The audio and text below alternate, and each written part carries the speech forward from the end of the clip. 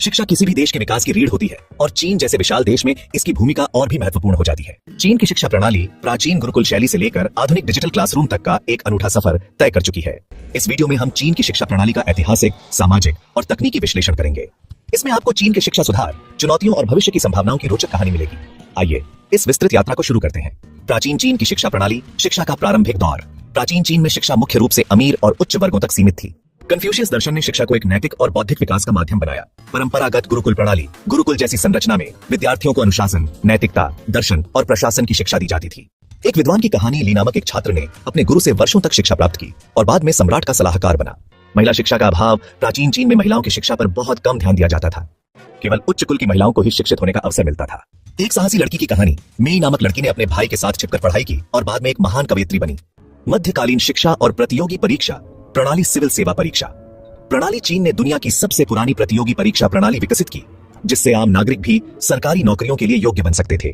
मठों और पारंपरिक विद्यालयों का योगदान। धार्मिक स्थलों और बौद्ध मठों में भी शिक्षा दी जाती थी।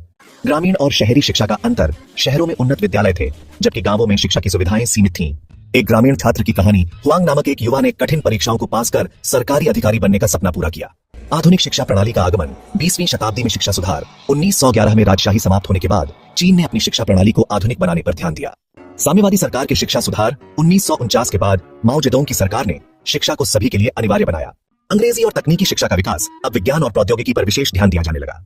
एक परिवार की शिक्षा यात्रा। ली परिवार की 3 पीढ़ियों ने अलग अलग शिक्षा प्रणालियों का अनुभव किया।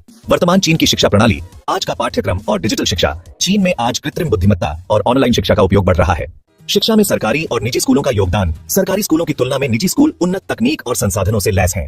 अंतरराष्ट्रीय प्रतिस्पर्धा और प्रवासी छात्र। चीन के छात्र दुनिया के शीर्ष विश्वविद्यालयों में शिक्षा प्राप्त कर रहे हैं। एक आधुनिक छात्र की कहानी। यांग नामक छात्र ने एआई आधारित शिक्षा प्रणाली से सीखकर अंतरराष्ट्रीय प्रतियोगिता में सफलता हासिल की। भविष्य की चुनौतियां और संभावनाएं। शिक्षा में नवाचार और नई तकनीकें। चीन में अब स्मार्ट क्लासरूम, रोबोटिक्स और डिजिटल लर्निंग का प्रयोग हो रहा है। शिक्षा और नैतिकता। क्या अत्यधिक प्रतिस्पर्धा छात्रों के मानसिक स्वास्थ्य पर असर डाल रही है? शिक्षा में सुधार की संभावनाएं। चीन अब वैश्विक स्तर पर अपने शिक्षा मॉडल को और अधिक उन्नत बना रहा है। एक शिक्षक की प्रेरणादायक कहानी। शाओ नामक शिक्षक ने ग्रामीण क्षेत्र के बच्चों को गुणवत्तापूर्ण शिक्षा देने का बीड़ा उठाया।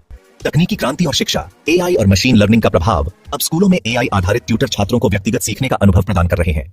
ऑनलाइन शिक्षा और वर्चुअल क्लासरूम, डिजिटल प्लेटफॉर्म अब चीन की शिक्षा प्रणाली का एक महत्वपूर्ण हिस्सा बन चुके हैं।